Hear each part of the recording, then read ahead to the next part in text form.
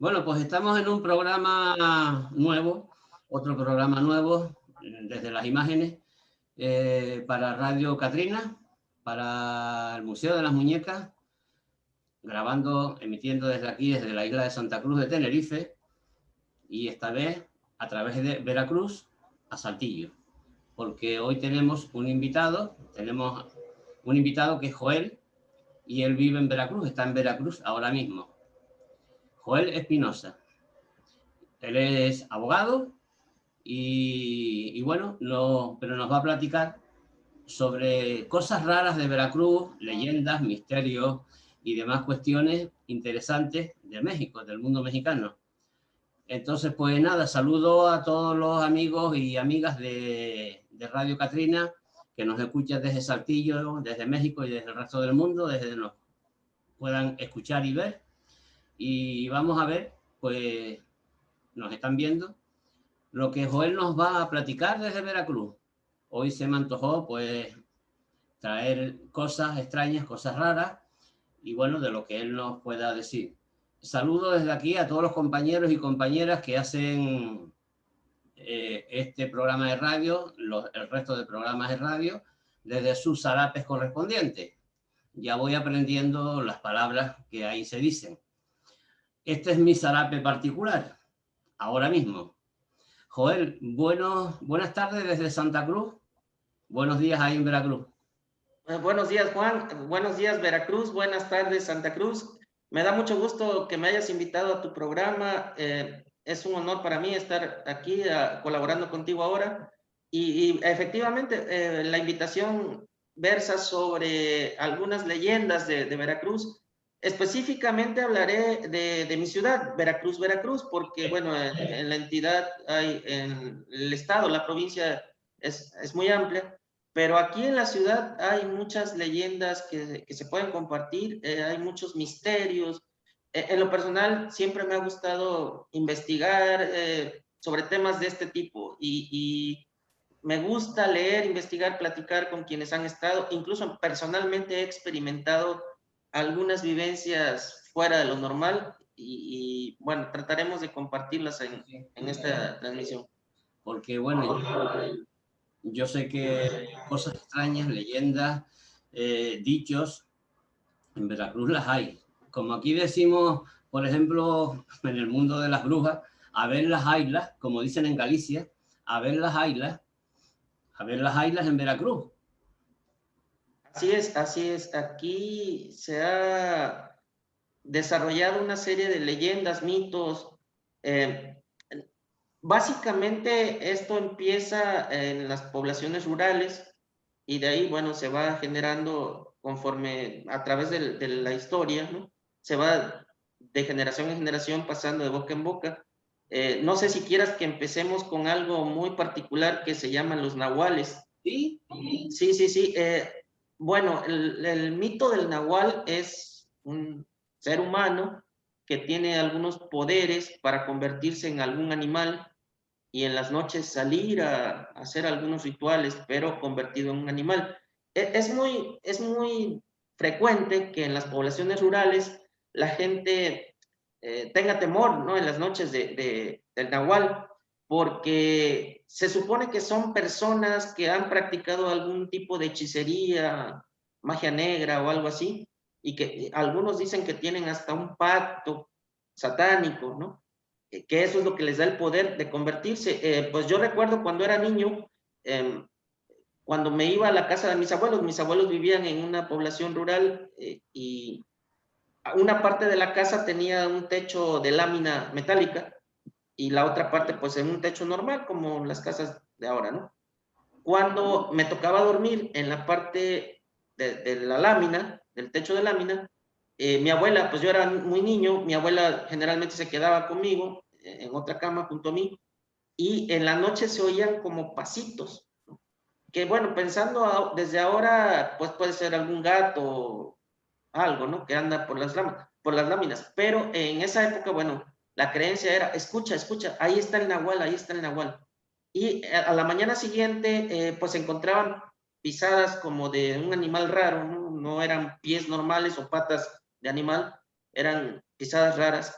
sobre la tierra o el lodo, y bueno, se lo atribuían al nahual, ¿no? Que se supone incluso hacía algunas cosas y se podía llevar a algún alma de las personas. Sí.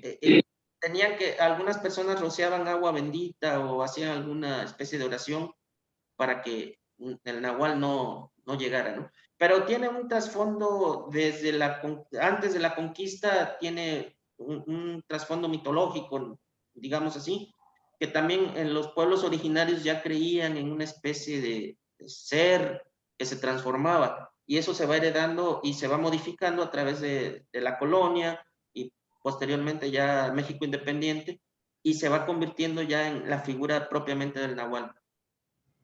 Qué bien. ¿Nahual con qué animal podríamos relacionarlo? ¿O hay alguno que...?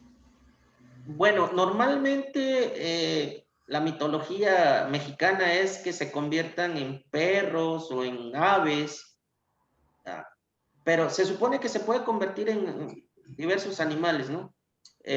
Lo normal es que lo relacionan con perros o lo relacionan con, no sé, una especie de ave, alguna gallina, pollo, algo así. El jaguar también. El jaguar de la mitología deriva precisamente que se convertían en jaguares. Por eso el jaguar es tan venerado en la cultura maya, por ejemplo, ¿no? Bueno, me estoy recordando ahora, porque bueno, yo voy así poquito a poco, voy desarrollando según voy escuchando, me van viniendo las ideas. En la extraordinaria película de Coco, que hace llorar a todo el mundo, esos animalitos que iban detrás de él cuando fue al mundo de los no vivos, son los nahuales. Cada uno tiene su nahual. Sí, exacto. En la película de Coco se menciona algo del nahual.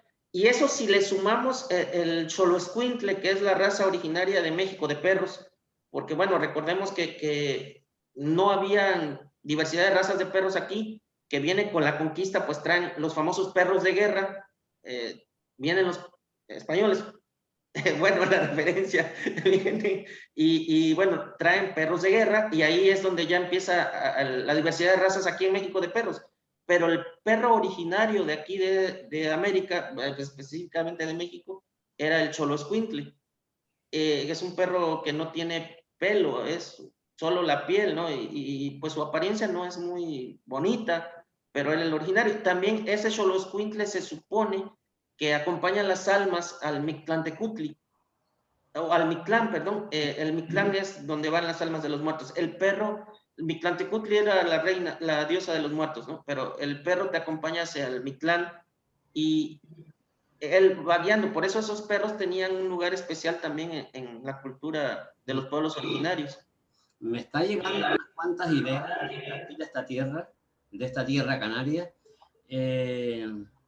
Ya hice un programa hace unos 3 años con el amigo Pablo de Luca, que es un especialista en el mundo bereber, en la cultura bereber y en nuestra lengua antigua, nuestra lengua originaria, que procede de los pueblos norteafricanos, el bereber, el amazigh. Entonces, Pablo nos contó, y eso sí le ha llegado a él porque es un estudioso del mundo canario y de la cultura canaria y de la conquista castellana sobre los canarios, que antes de ir a América pasaron por aquí. Eso primero, y después todo lo que iba a América venía a través de las Islas Canarias, cuando los barcos de madera y todas aquellas historias. Y él me dijo, porque ya tiene datos, ¿por qué se llaman estas Islas Canarias? En uno de los datos, una de las cuestiones, por los canes. Y se dice que los castellanos se llevaron canes de aquí, que no me gustó, yo no lo sabía exactamente, pero sí se tiene constancia y casi seguro de que muchos canes que se llevaron en sucesivas embarcaciones hacia América, se llevaron canes de estas islas para atacar ahí. Sí, Y es correcto. incluso hay dibujos y diagramas antiguos donde se ven los perros atacando a los antiguos originarios de ahí, de la zona de Centroamérica.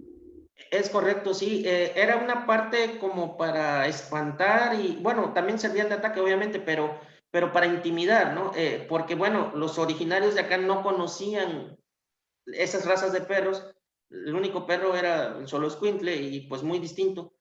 al traer los perros de guerra, pues intimidaban y los pueblos originarios pues tenían que retroceder.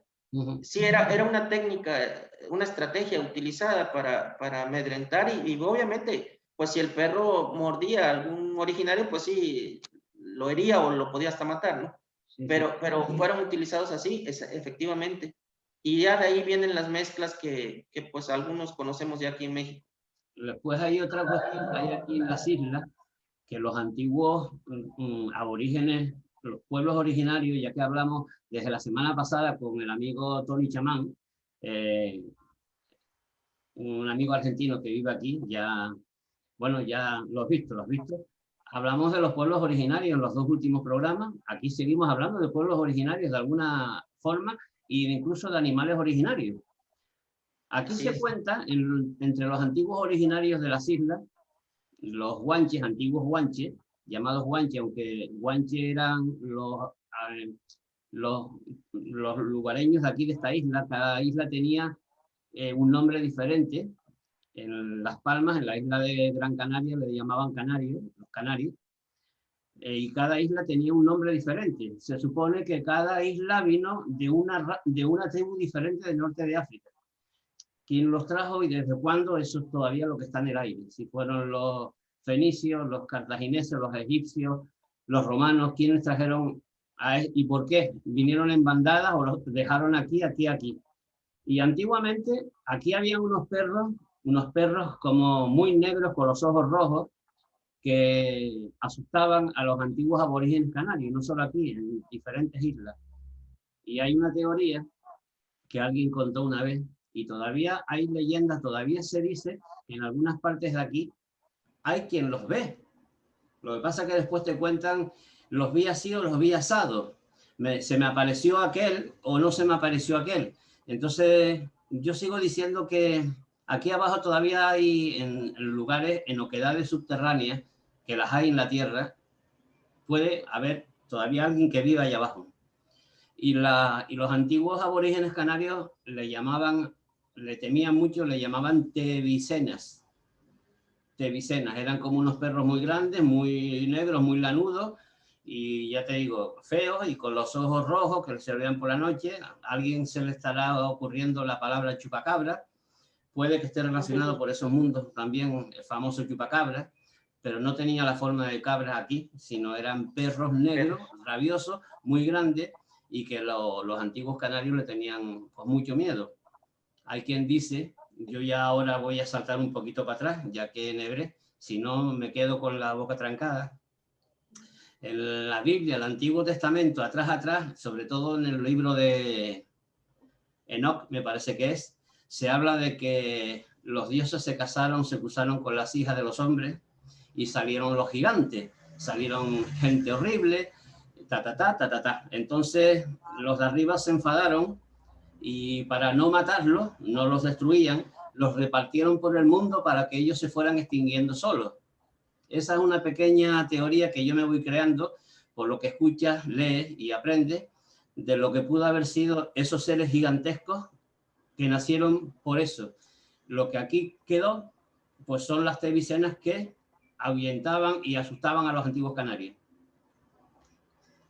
Ok, es interesante esta serie de leyendas que finalmente tal vez no fueron leyendas, ¿no? Sí, ¿Sí? sí pasaron en la realidad.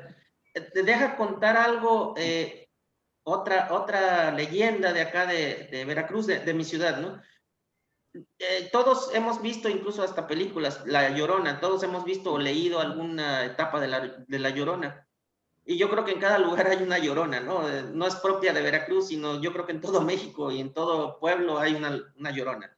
Pero la historia es aquí, cómo surge la Llorona. Aquí en Veracruz hay, en el centro de la ciudad, pues es la parte histórica, el centro histórico, lo que originalmente estuvo amurallado y posteriormente la muralla se tiene que retirar porque ya no era funcional además. Había 4 baluartes y de esos baluartes actualmente solo queda uno, el baluarte de Santiago, y ya los demás se destruyeron.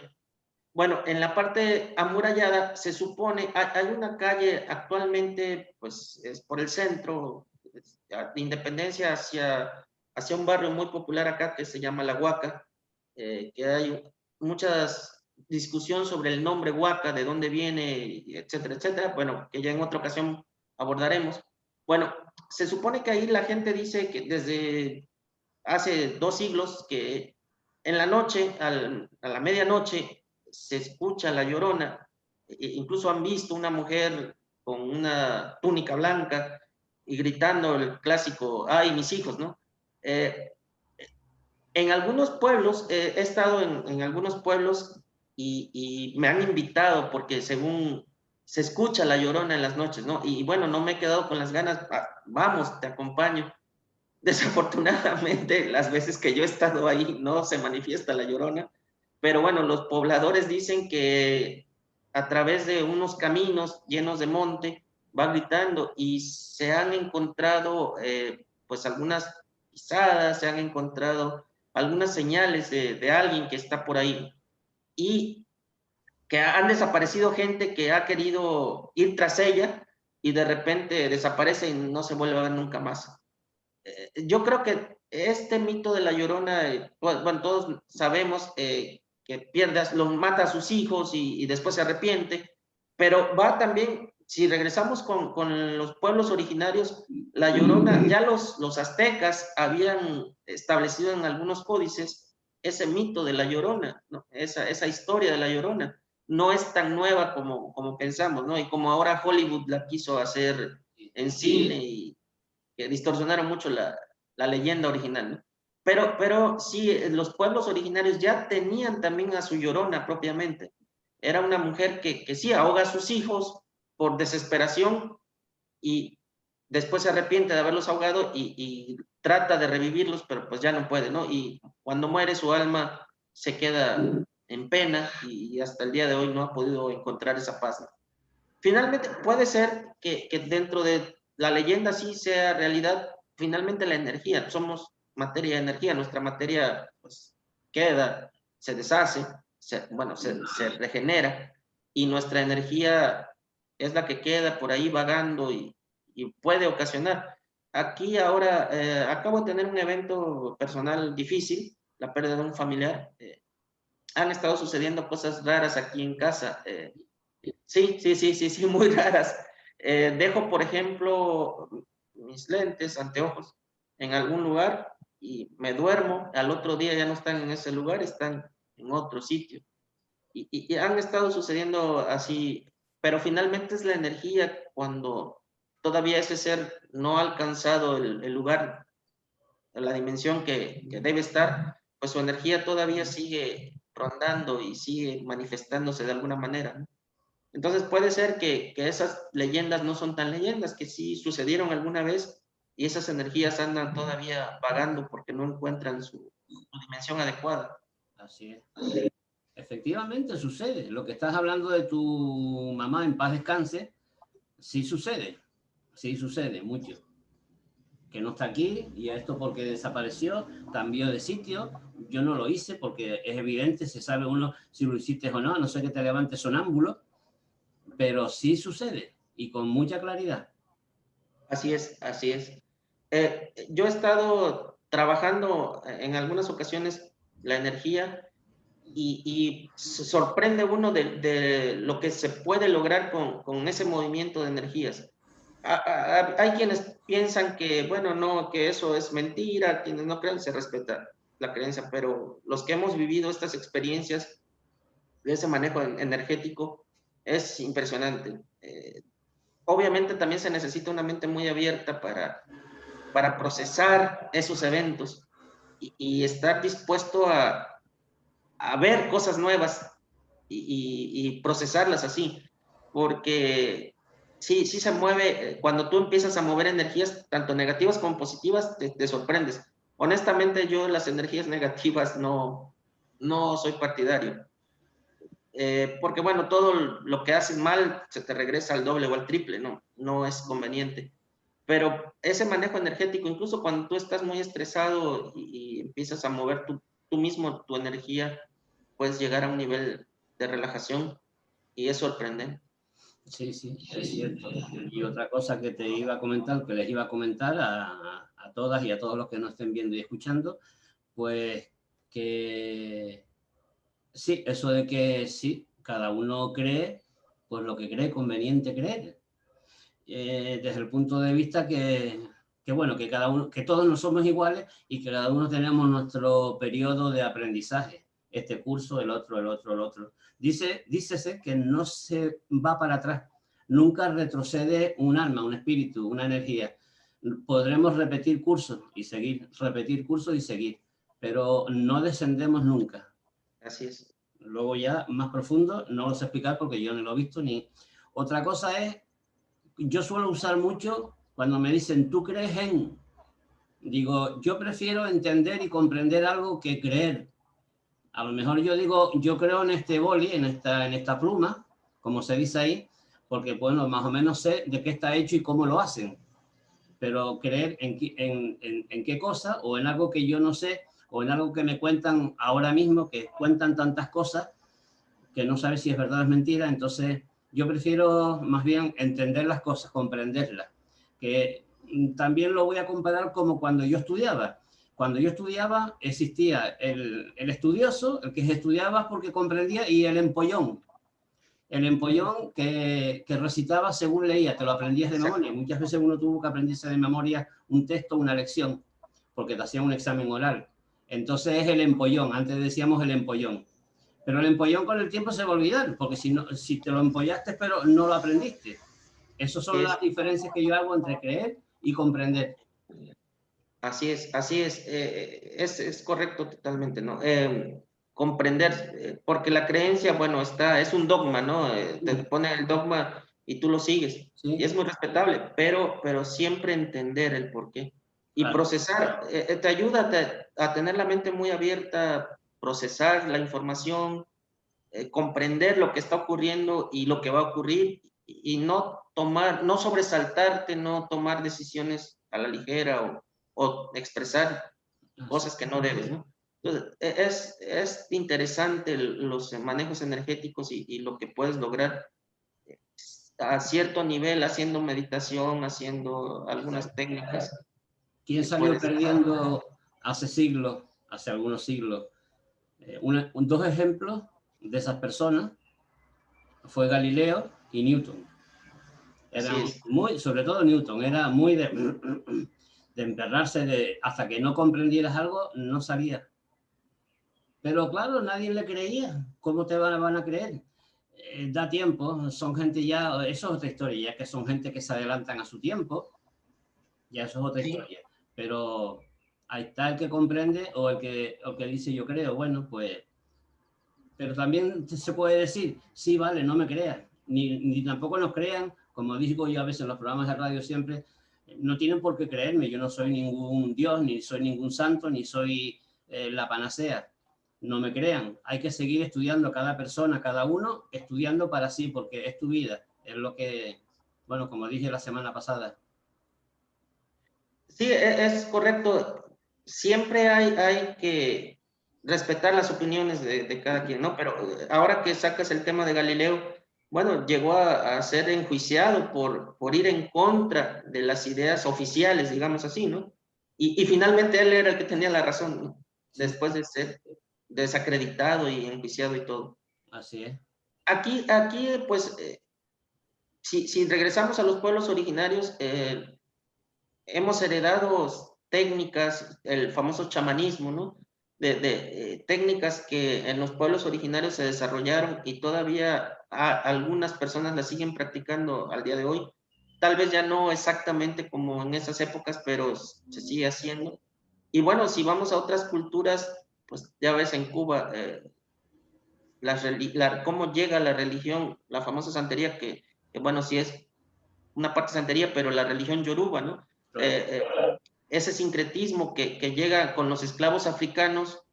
Cuba finalmente era pues, como una bodega, una gran bodega, ¿no? Donde se almacenaba comida, vino y esclavos, y porque no hay que olvidar que los esclavos eran tratados como cosas, no como seres humanos. Entonces los esclavos llegan de África con su religión o sus religiones, porque había pues Yoruba y otras más, y para evitar que pues sus dueños, digamos dueños, si es que cabe la palabra, los mataran, porque obviamente no debemos olvidar que en esa época el conquistador tenía la religión católica, ¿no? Era el catolicismo o el cristianismo. Entonces, pues no aceptaban ninguna religión o ninguna forma de pensar distinta a ellos. Entonces, los africanos, para evitar, los esclavos, para evitar que los mataran o los castigaran, empiezan a buscarle un similar a sus orishas con un santo católico, y se arma el sincretismo, y por eso en la actual religión cubana hay similares, ¿no? Hay el orisha, que es propio de esa religión, y el sincretismo católico, que es el santo tal, ¿no? Y así fueron maquillando, escondiendo para evitar. Y bueno, finalmente el conquistador veía el santo, que veneraban a un santo, pero realmente ellos en su mente no estaban venerando a ese santo, sino al orisha de su religión original. Entonces empieza a haber un sincretismo, empieza a darse combinaciones, y es sorprendente. Yo actualmente, bueno, estoy inmerso en parte de esa religión yoruba, y sorprende muchas cosas que no tienen una explicación lógica. Es algo que sucede y queda sin explicación. No le encuentras el aspecto científico, va más allá a veces, ¿no?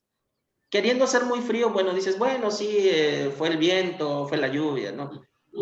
Pero hay algo ahí, a un toque más esotérico, digamos así, que siempre distingue.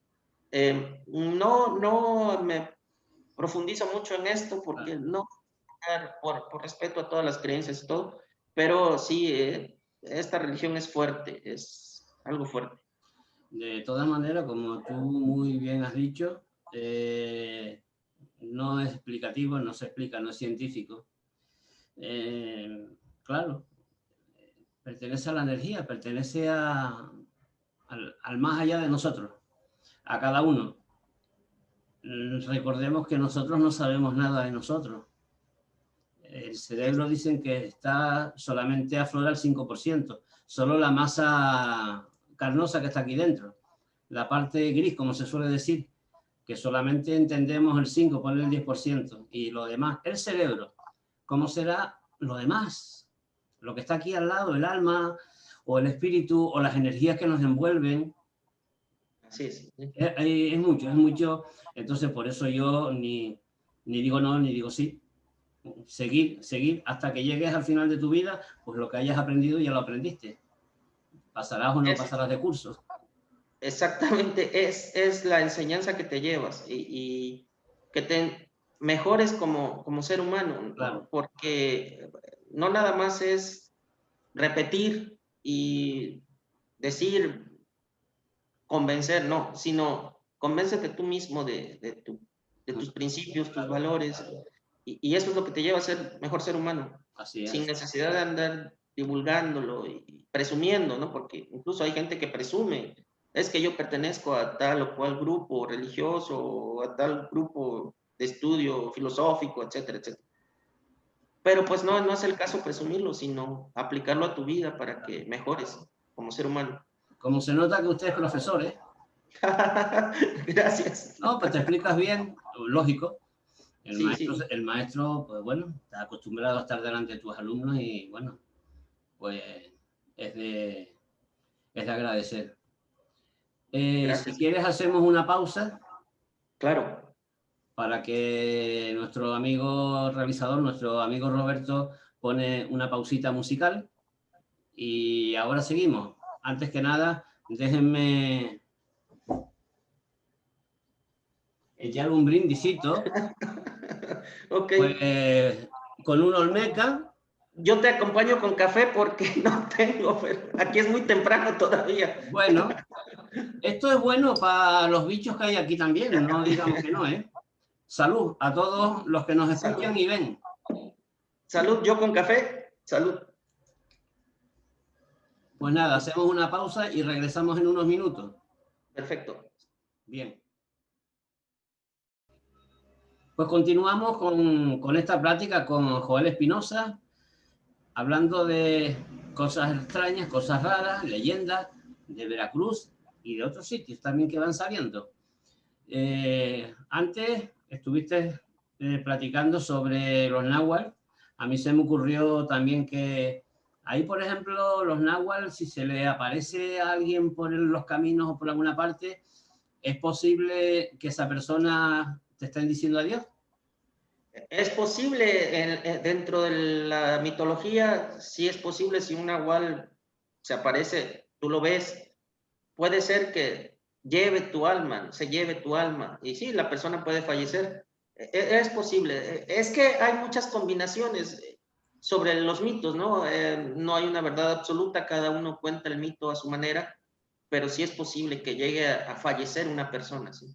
Sí, no, porque aquí está también el viejo mito, la leyenda para los gallegos, es cierto. Hablo de Galicia, en el oeste de la península ibérica, sobre Portugal, lo que es la comunidad gallega. Allí existe de toda la vida la Santa Compañía.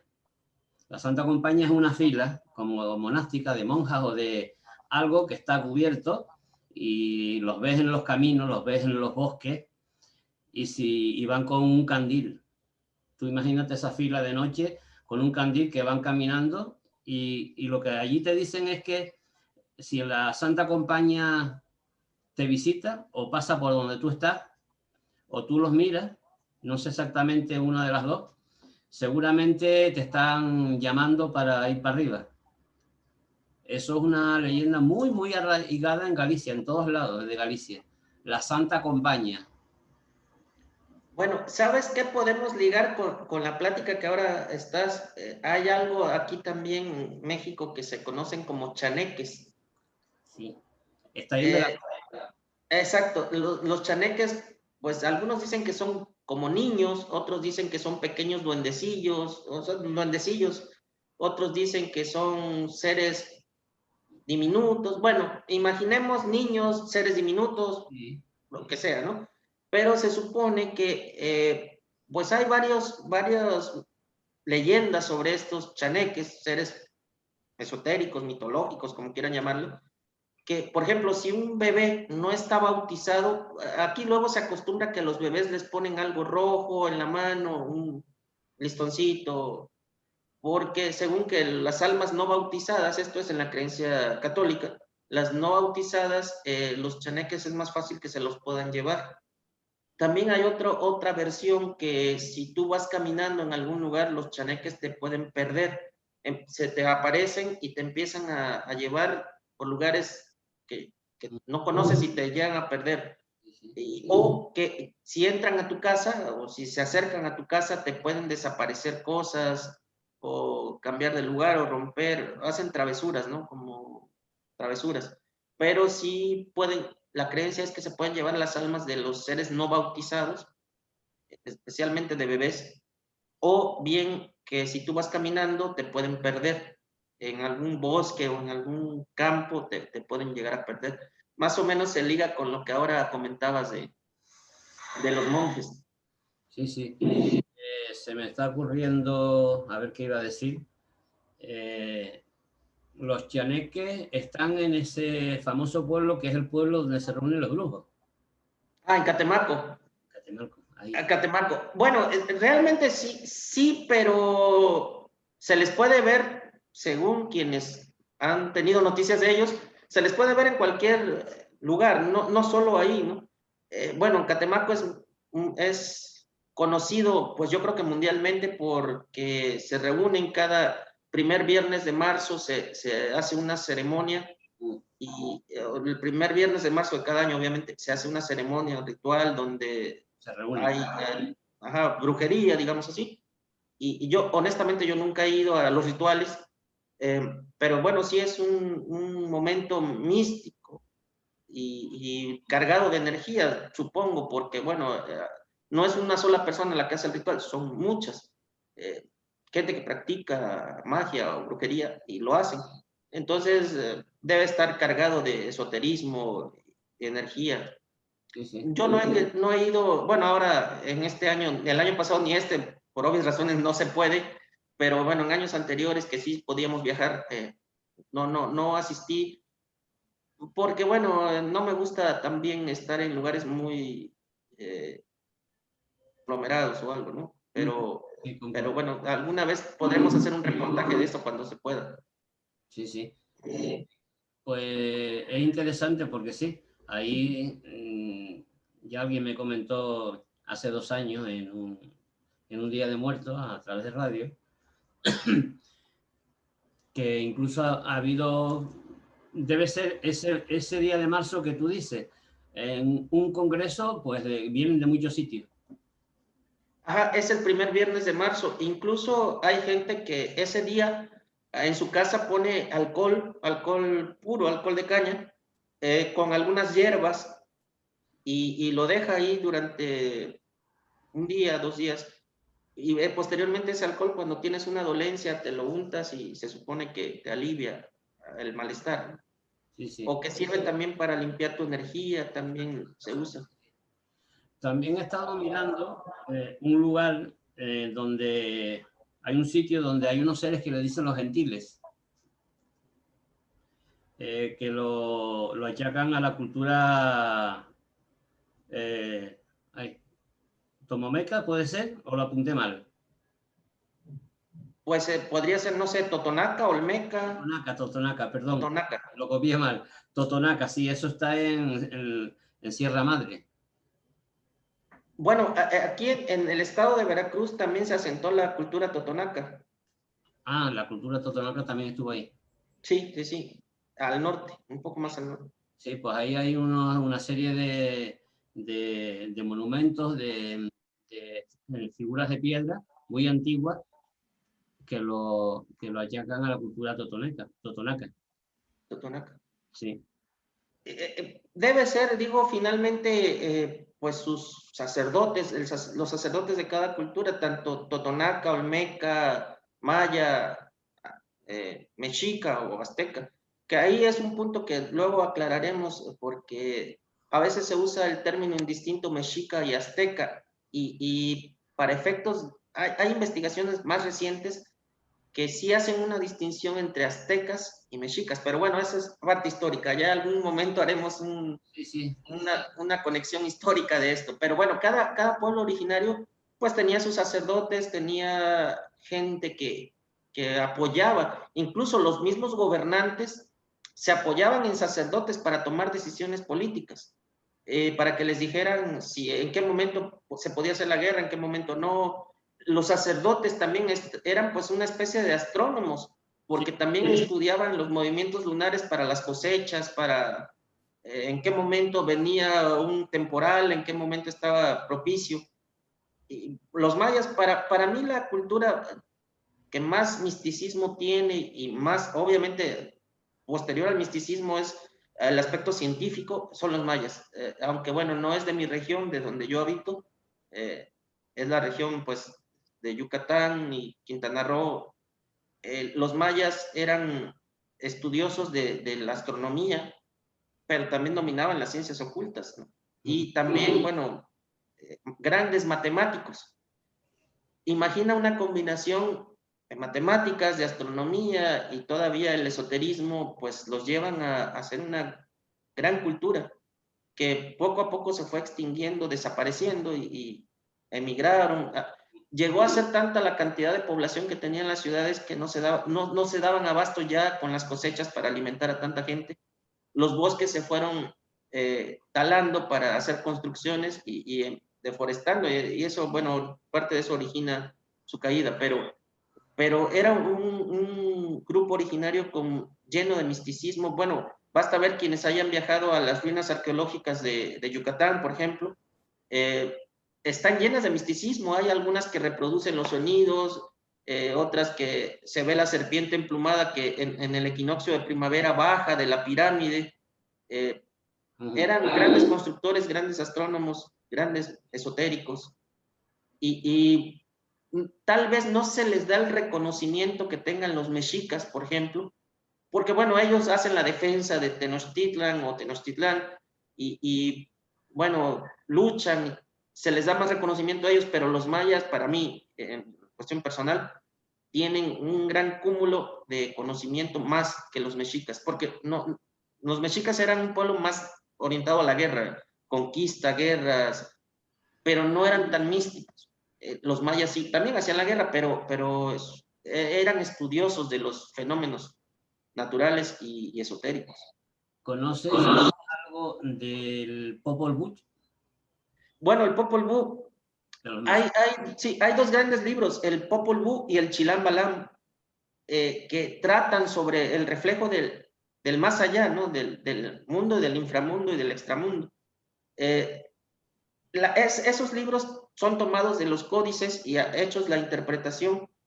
Y si alguien los lee, necesitas llevar un pensamiento muy abierto para que puedas asociar lo que te está planteando. No quedarte solo con el texto, ¿no?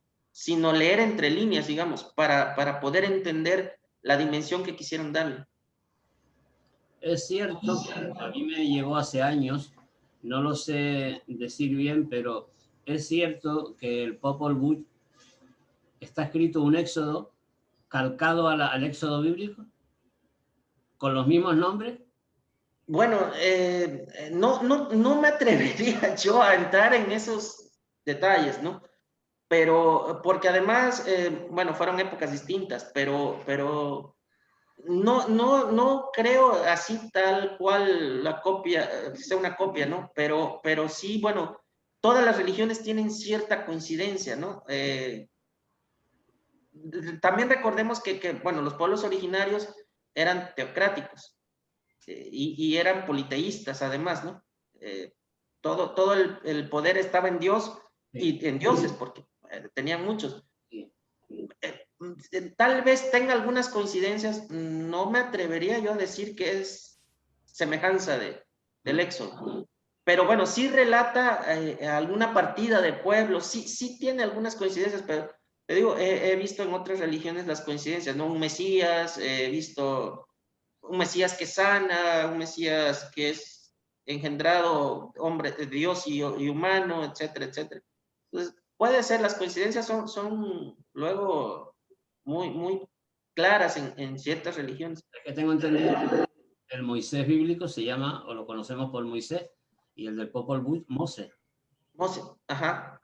O sea, entonces no voy muy desorientado. Bueno, oye, que también forma parte de la cultura mexicana, el Popol Vuh. Lo que pasa que a lo mejor no está muy arraigado el Popol Vuh por México, no lo tienen muy... Porque si eso se estudiara bien, hay que ver, por eso lo que te estoy diciendo, como decía aquel, pues me tendré que rajar las vestiduras por lo que estoy leyendo. Sí, efectivamente, sí hay estudios, sí hay estudios arqueológicos y estudios filosóficos incluso, porque también se interpreta como una obra filosófica, independientemente de lo religioso. Pero yo creo que me gusta ser cauteloso cuestiones de religión, como te lo comentaba, porque sí se puede llegar a herir susceptibilidades, ¿no? Entonces, yo me gusta más enfocarlo al aspecto filosófico, metafísico.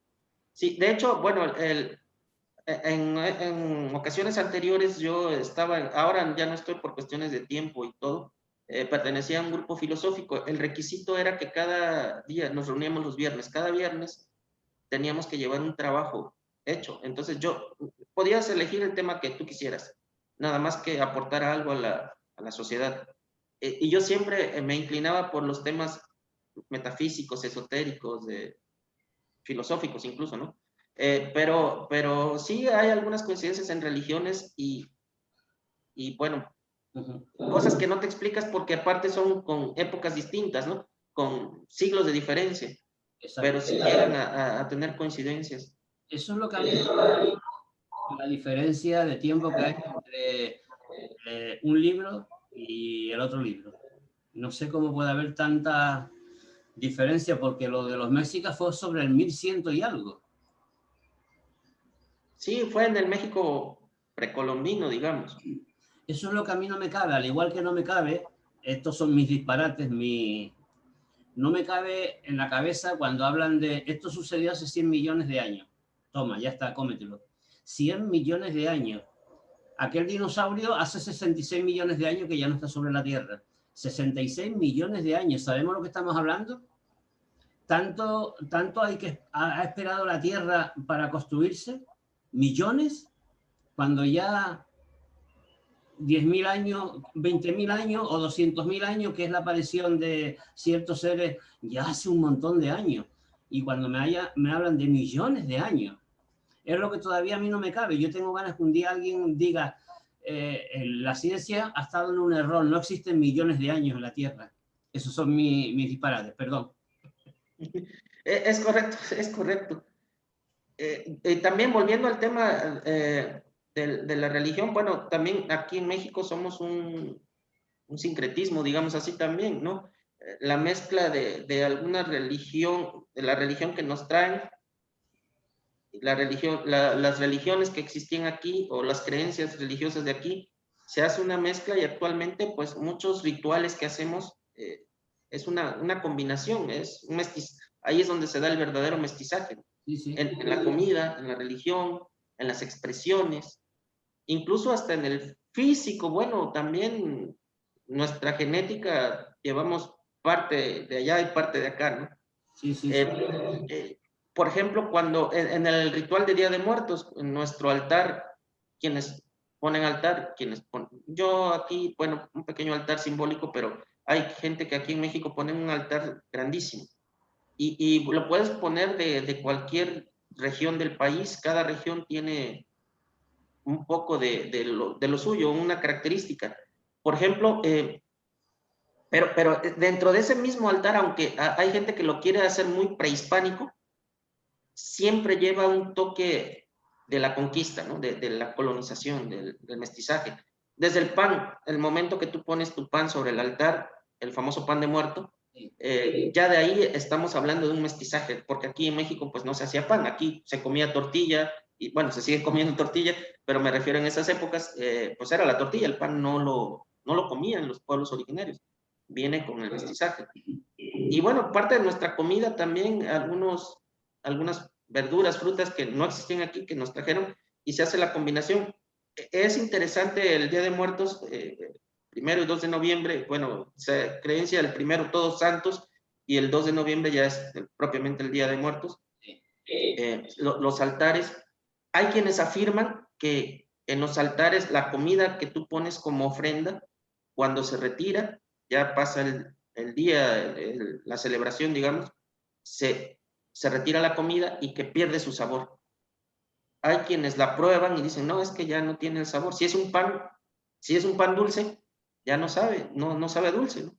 O si es una fruta, porque se cree que vienen las almas, o el espíritu, según se cree, y absorbe la esencia de esa comida o de esa ofrenda. Y de hecho se traza un camino con flor de cempasúchil, es una flor amarilla, una característica.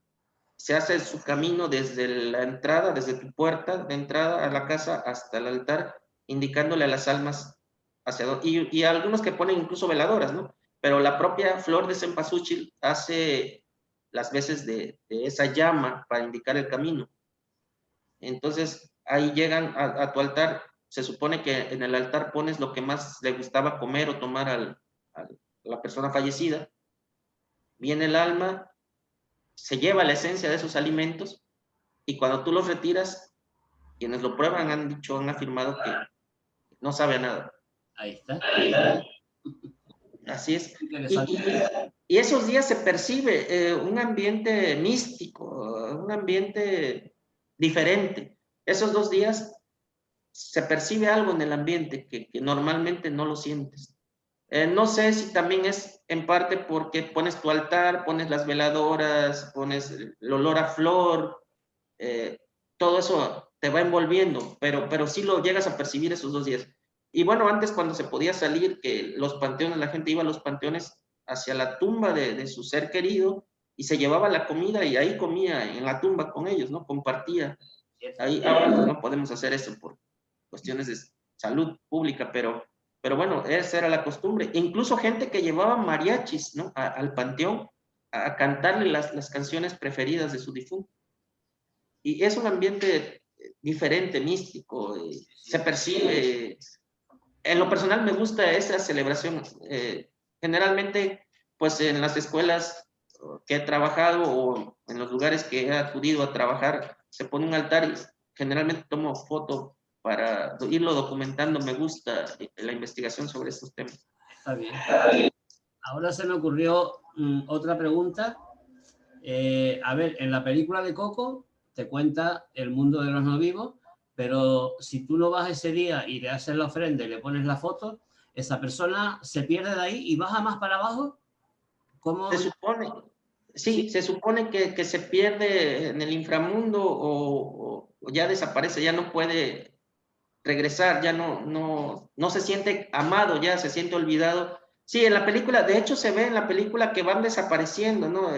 Esa alma va desapareciendo y algunas ya de plano se borran y se van, se menciona el inframundo, a otro lugar. No mencionan como tal en la película esto del inframundo, pero sí te dan a entender que se pierde en otro lugar. Tu alma ya no puede estar regenerándose. Sí. Entonces sí es la creencia que ese día pues llamas a las almas de tus seres queridos para convivir y tenerlos presentes. Por eso veo esta película, es que te lo cuenta tan bonito y con tantos detalles, porque te cuenta los detalles, hasta el animalito que te acompaña, que hablamos antes. Sí, así es. El camino de la Cempachuli, todo, el mariachi, la fiesta, comiendo en el... Es que te lo cuenta con una perfección, es que la película es exquisita. Así es. Fíjate, ahora que dices de la fiesta, voy a retomar esa parte que ahora dices de la fiesta.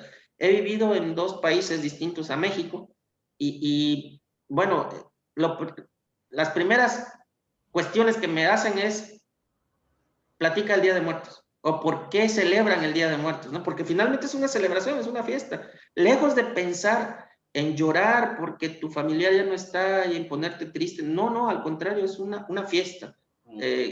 Halagas a las almas de tu familia y eso se les hace extraño en los países que he vivido, se les hace extraño. ¿Por qué te alegras de la muerte? Incluso, ¿por qué bromeas con la muerte? Porque no sé si has escuchado las famosas calaveras o calaveritas, ¿no? Que se hacen como versos haciendo referencia a la muerte, ¿no? Y bromeando con la muerte. Pero finalmente nuestra cultura, bueno, ahora mismo tú tienes también una calaverita atrás. Las catrinas son características, es esa figura esquelética, que maquillada, bien vestida, que vaga esos días por las calles. Hay quienes se disfrazan incluso acá. Pero así somos, nuestra cultura mexicana es esto, es como, no es que te burles de la muerte, no, sino aprendes a convivir con la muerte. No a llorarle, sino a sonreírle. Sí, sí. Y eso es lo extraño, que a veces en algunos otros países tal vez no lo imaginan cómo es que te puedes reír de algo que puede ser tan grave como la muerte, ¿no? O puede ser tan complejo como la muerte. Pero no es, algunos dicen, los mexicanos se burlan de la muerte. No, yo no creo ir por ese lado de burlarse, no. Es convivir, es alegrarse porque, bueno, sí, te va a tocar partir, pero es, finalmente, algún día es la ley de vida, ¿no? Algún día te vas. Entonces es tomarlo con cierta filosofía de vida. Me voy, pero me voy contento. Yo creo que es eso, no es tanto burlarse de la muerte. Sí, sí, es verdad. Que a veces uno dice, no, es burlarse. Es lo que tú estás diciendo exactamente. Y bueno, yo pues tenía esta calaverita que justamente tu amiga y compañera de maestra, tu amiga Griselda, lo hizo hace muchos años y me lo dio el otro día. Y como en la cabina de Radio Catrina hay una calaverita sentada sobre una vieja radio, pues yo me acordé, digo, ahora pues también, para que sea un poquito, aunque esto se ve, ¿no? Vamos, esto es un dormitorio. Pero bueno, ahí está, un poquito decorado, la parte de atrás, y ahí está la calaverita. Y bueno, desde aquí mando un saludo a Griselda, que nos está viendo, y mando un saludo también a todas las escuchantes y los que nos están viendo ahora mismo a través de Radio Catrina, del Museo de la Muñeca. Gracias a la familia Morales Fuentes y también gracias a todas las compañeras y compañeros que hacen radio e imagen aquí a través de, pues de esta misma pantalla que nos estamos viendo todos ahora mismo. Y una cosa que quería comentar, porque es una cosa que también tengo ganas un día pues de traer aquí al amigo, que ya ha hablado, hace un año y poco habló, pero a través de radio, y contar quién es Antonio Benavides. ¿Ahí saben ustedes quién es don Antonio Benavides Bazán y Molina? No. Antonio Benavides nació aquí en un pueblito del norte de esta isla, en esta isla de Tenerife, y nació allá por el año, en diciembre de 1678. Fue un político español, aunque nació aquí, era de aquí y murió aquí y está enterrado aquí. Fue gobernador de la Florida, gobernador de Veracruz y gobernador y capitán general del Yucatán. Don Antonio Benavides fue el primero que adoquinó las primeras calles de Veracruz. Este isleño de aquí. Por eso te digo la estrechez que hay entre estas islas y el mundo americano en general. En este caso de Veracruz. Pues este señor fue el primero que adoquinó. Los primeros adoquines que se pusieron los puso este gobernador que estuvo en Veracruz, Antonio Benavides. Es muy estrecha la relación. Finalmente no podemos negar, ¿no?, el proceso de mestizaje y la herencia de ambos, porque bueno, fue un intercambio finalmente. ¿No? Recibimos y ustedes recibieron también, ¿no? Fue algo. Fíjate, ahora que mencionas esto, se ha desatado, sin intención de entrar en cuestiones políticas, porque no es el caso, pero se ha desatado por aquí a raíz de hace unos 2 años, una fuerte tendencia al rechazo de la conquista, y solicita, incluso algunos de nuestros políticos, no voy a mencionar quién, quería o quiere solicitarle al rey una disculpa, que se disculpe, digo. Sí, eso sí lo he escuchado. Bueno, el que está actualmente de presidente. No quería mencionarlo, pero gracias por mencionarlo. Sí, lo sabemos todos. Sí, pero finalmente, mira, no hay que disculparse. Son, como tú decías, son muchos siglos atrás, y pues las personas del continente, bueno, de España actuales, y nosotros actuales acá, no tenemos nada que ver con ese proceso, ¿no? Ni habíamos nacido, ni por consecuencia. Entonces, yo siento que, bueno, así como están solicitando esto, yo creo que también tendrían que, entonces, todos los lugares que han sido colonia de algún otro país tendrían que solicitárselo a otro país, ¿no? Digo, actualmente pues debemos preocuparnos por la situación que estamos viviendo, sanitaria y política y económica, y no andar deliberando y divagando en cosas que ni al caso, ¿no? Entonces, fue un proceso, finalmente tuvo que ser, y los dos pueblos salimos beneficiados tal vez, y los dos pueblos salimos perjudicados también, ¿no? Sí, es cierto, sucedieron muchas cosas que no debieron, pero pues ya no son épocas de andar pidiendo eso, ¿no? No, así es, efectivamente. Y bueno, pues está todo bien, perfecto. Si tienes algo más que yo no haya sacado y tú quieres comentar. No, yo creo que pudimos platicar de algunos temas interesantes, y bueno, ojalá podamos hacer alguna segunda parte de algún hecho histórico, tal vez enfocarnos más a un pueblo originario, hablar de algún pueblo, costumbres de mayas, por ejemplo. Sí. Es interesante y lleno de esoterismo. Ya que salió el tema, bueno, estoy pendiente de que mi amigo Humberto, pues, a ver cuándo hacemos un programa. Hay uno hecho de radio, pero él me ha comentado que espere porque va a añadir algo más. Y me refiero a las 16 familias que salieron de diversas islas, salieron desde el puerto de Santa Cruz rumbo a La Habana, de La Habana a Veracruz y de Veracruz a San Antonio, y fundaron San Antonio desde el punto de vista civil. En 1731 o 32 llegaron allá. Después de ir, como en el viejo oeste, por caravanas tirados de bueyes, a través de todo México, pasando por Saltillo, por supuesto. Por algo estuve yo en Saltillo, siempre lo he dicho. los canarios pasaron por Saltillo y también pasaron por Monclova, y de Monclova fueron al Paso. Hay un paso que lo llaman el Paso de los Canarios, en Río Grande. Será tan pequeño que yo lo he buscado en los mapas, pero no. Y llegaron a San Antonio. En Monclova se les unió una persona que es de aquí de La Laguna, de donde está la universidad. Son datos y ya vivía un lagunero en Monclova.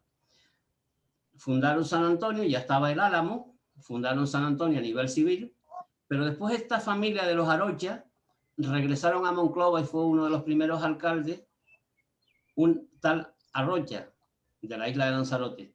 Al igual que el primer gobernador, el primer alcalde de San Antonio, fue de Lanzarote, de la familia Leal. Eso fue en 1700, salieron de aquí en 1730. Ellos pensaban que cuando llegaran a Veracruz iban a ir en barco hasta la Florida, hasta la Luisiana, pero no fue así. El gobernador de ese entonces de Veracruz ordenó unos guías, carretas y bueyes para llegar a las familias canarias hasta San Antonio. Y eso fue pues un año en carreta. Y por cierto, en la historia dice que se llevaron muy bien con los indios en el norte y de todo. Incluso murió una persona y nacieron 2 niños en ese trayecto. Eso es como digo yo, la nobleza canaria.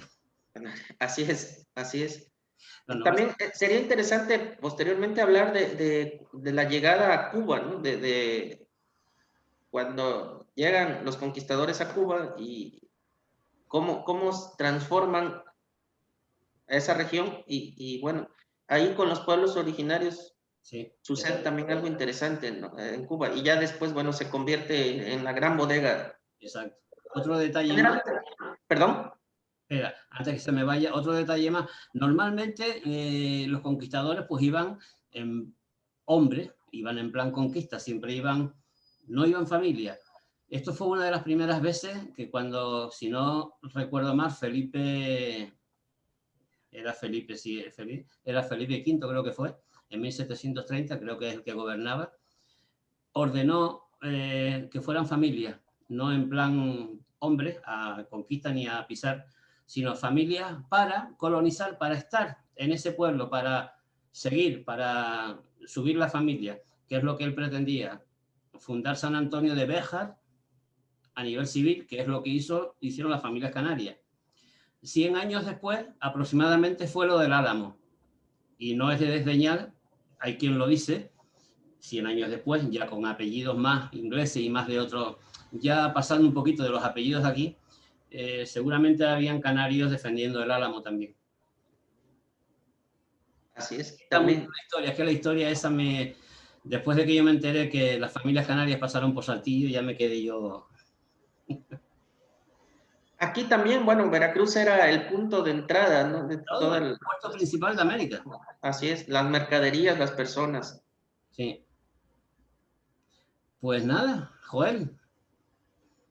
Pues muchas gracias por haberme invitado y espero que se haya logrado el objetivo. Sí, de algo nos has contado, hemos platicado, tú nos has contado y desde en nombre de Radio Catrina, pues bueno, te damos las gracias y yo en nombre de Caminos Estelares, mío propio, pues te doy las gracias por estar aquí, compartir tus conocimientos y bueno, pues supongo que más adelante ya hablaremos por eso mismo, de tu cultura, de la que aprendiste, esa cultura que viene de África. También es muy... Sí es. Hablaremos con gusto exactamente de esto. Sí. Bueno, finalmente mi herencia es una parte mexicana y una parte cubana. Mi familia paterna originalmente era de Cuba. Digo, era porque ya muchos murieron, pero bueno, sí. Fíjate. Tengo esa partecita y esa fijación por Cuba también. Pues seguro que si te haces el código, el ADN, capaz que tienes algo de pasado canario. Porque aquí, claro, el canario que no... Aquí Cuba, Canarias, cuando yo era chico, todo venía de Cuba. El azúcar, la guayaba, todo venía de Cuba. Aquí hay mucha tradición cubana, empezando por la guagua. La guagua, así es. He notado que ustedes también le dicen guagua, así como en Cuba se le dice. Eso es otro detalle, déjame ver cómo está el tiempo. Eso es otro detalle también, porque hay muchos historiadores que dicen que la palabra guagua vino de Cuba. pero hay otros que dicen que no, que fue cuando fue de Canarias a Cuba, pasó un tiempo, se olvidó y regresó. No se sabe si guagua viene de vagón, de guaguón, pero tampoco se sabe exactamente de dónde viene la palabra guagua, pero que se dice aquí en Cuba, sí. Y he notado que también algunas palabras que ustedes allá en Canarias dicen, se dicen en Cuba también, algunas expresiones incluso. Sí, es verdad, cierto. Sí, Cierto. Bueno, la oportunidad que tuve de vivir allá y conocer también parte de esa cultura es interesante. Lejos de cualquier problema político, claro, es interesante la cultura cubana. Y sí, sí hay mucho se parecen las expresiones que usan allá en Canarias y algunas expresiones cubanas, incluyendo, bueno, la guagua, ¿no? Por enhebrar más la hebra, como decimos aquí, enrollar más el hilo, mi abuela estuvo a punto de irse a Cuba, porque su marido se fue a la guerra famosa de Cuba, la guerra de España o la guerra de Cuba, en el siglo anterior, hablo del siglo finales del 19, y se fue, se cartearon, y ella estuvo a punto de irse para allá en el Barbanera. Barbanera que después de La Habana a Florida se hundió y desapareció de la faz de la tierra. Yo no hubiera estado aquí si mi abuela se hubiera ido para allá. No hubiera nacido. Cosa del espacio y tiempo. Así es, todo está planeado, ¿no? Todo está detallado. Barbanera se hundió creo que en el año 12 o 16. Pues así. Pues sí, hay muchos, se parecen mucho las culturas. Finalmente, pues en América Latina, pues en algo tenemos que coincidir, ¿no? En algunos puntos. Exactamente. Por el proceso de mestizaje. Porque no tenemos vuelo directo, porque si hubiera vuelo directo de aquí hacia México llegábamos en 9 horas, no en 15. Ir a Madrid y de Madrid para allá, y bueno. Pero estamos más cerca, porque estamos enfrente, digamos, enfrente del Golfo. Aquí recibimos las corrientes del Gulf Stream, del Golfo, que es corriente fría que llega por ahí por el norte. Por eso a mí ese aire cuando viene, sobre todo en verano, me huele a México. Exacto, exacto. Mira, ojalá se pueda viajar pronto para tenerte por acá y poder ir a los lugares de leyendas, enseñarte los lugares. Aquí es donde sucedió exactamente. Así es, así es. Pues Joel Espinosa, muchas gracias por estar en Radio Catrina. Gracias a ustedes por la invitación. Y nada, pues nos veremos en otra ocasión. Y antes de cortar, antes de irme, no se vayan, que en 60 minutos, bueno, ya en menos de 60 minutos, estará por aquí nuestra amiga Q Plus Cloud con 8 nudos, Boy Scout, el mundo esculta, el mundo escultismo, el mundo de los Boy Scouts, de los muchachos exploradores o de las muchachas exploradoras. Un programa muy bonito, porque yo también soy Boy Scout, como Tintín. Tintín fue Boy Scout. Yo también soy Boy Scout. Pues saludos, Joel Espinosa, y buenas tardes desde aquí, desde la isla. Buenos días ahí y buenas noches en este momento que estamos pasando. Gracias. Saludos también para ustedes. Un abrazo. Buenas tardes para ustedes y buenos días para nosotros. Hasta pronto. Hasta pronto.